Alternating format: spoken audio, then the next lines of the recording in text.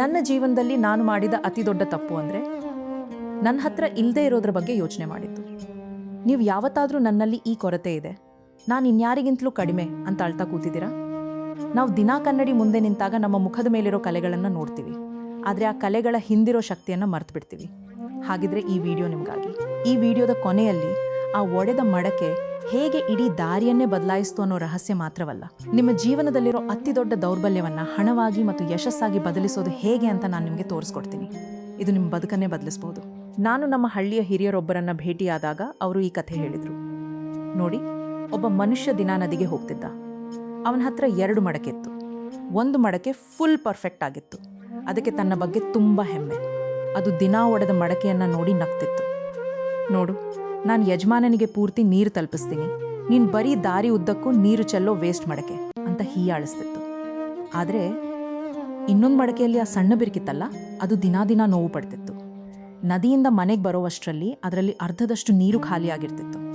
ಆದ್ದರಿಂದ ಆ ಒಡೆದ ಮಡಕೆಗೆ ತನ್ನ ಅಸ್ತಿತ್ವದ ಬಗ್ಗೆಯೇ ಅಸಹ್ಯ ಹುಟ್ಟಿತ್ತು. 2 ವರ್ಷದ ನಂತರ ಅದು ತಡೆಯಲಾರದೆ ಯಜಮಾನನ ಹತ್ರ ಕ್ಷಮೆ ಕೇಳ್ತು. ನನ್ನಿಂದ ನಿಮಗೆ ನಷ್ಟ ಆಗ್ತಿದೆ, ನನ್ನನ್ನು ಎಸೆದ್ಬಿಡಿ ಅಂತ ಅಳ್ತು. ನಾವಿಲ್ಲಿ 3 ಮುಖ್ಯ ರಹಸ್ಯಗಳನ್ನು ಅರ್ಥ ಮಾಡ್ಕೋಬೇಕು. ಯಜಮಾನ ಆ ಮಡಕೆಗೆ ಹೇಳಿದ ಮೊದಲನೇ ರಹಸ್ಯ ಏನು ಗೊತ್ತಾ? ಅವನು ಹೇಳಿದ, ನೀನು ನಿನ್ನ ಬಿರುಕನ್ನು ಮಾತ್ರ ನೋಡಿದೆ, ಆದರೆ ನಾನು ಆ ಬಿರುಕನ್ನು ಬಳಸ್ಕೊಂಡೆ. 2ನೇ ರಹಸ್ಯ, ಯಜಮಾನ ಆ ಮಡಕೆಗೆ ದಾರಿಯನ್ನು ತೋರಿಸಿದ.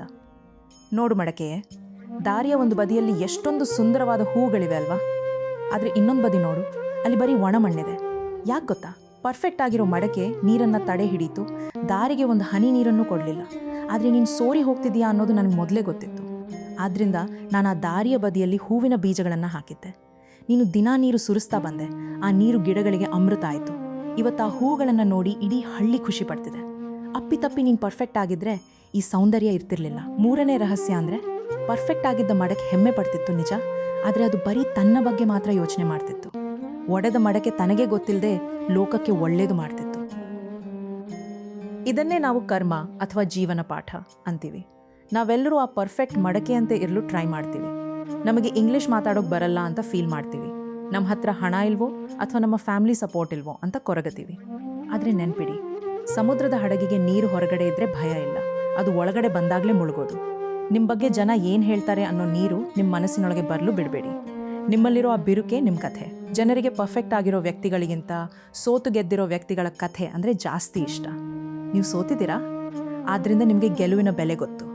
ನಿಮ್ಮ ಹತ್ರ ಹಣ ಇಲ್ವಾ, ಆದ್ದರಿಂದ ನಿಮಗೆ ಕಷ್ಟಪಟ್ಟು ದುಡಿಯೋ ಶಕ್ತಿ ಇದೆ. ವಿಡಿಯೋದ ಆರಂಭದಲ್ಲಿ ನಾನು ನಿಮಗೆ ಒಂದು ರಹಸ್ಯ ಹೇಳ್ತೀನಿ ಅಂದಿದ್ದೆ. ಆ ಯಜಮಾನ ಆ ಹೂಗಳನ್ನು ಸುಮ್ಮನೆ ನೋಡ್ತಾ ಇರಲಿಲ್ಲ. ಅವನು ಆ ಹೂಗಳನ್ನು ಮಾರಿ ಬಂದ ಹಣದಿಂದ ತನ್ನ ಕುಟುಂಬವನ್ನು ನಡೆಸ್ತಿದ್ದ ಮತ್ತು ಆ ಒಡೆದ ಮಡಕೆಗೆ ಹೊಸ ಬಣ್ಣ ಬಳಿದು ಅದನ್ನು ಗೌರವದಿಂದ ನೋಡ್ಕೋತಿದ್ದ.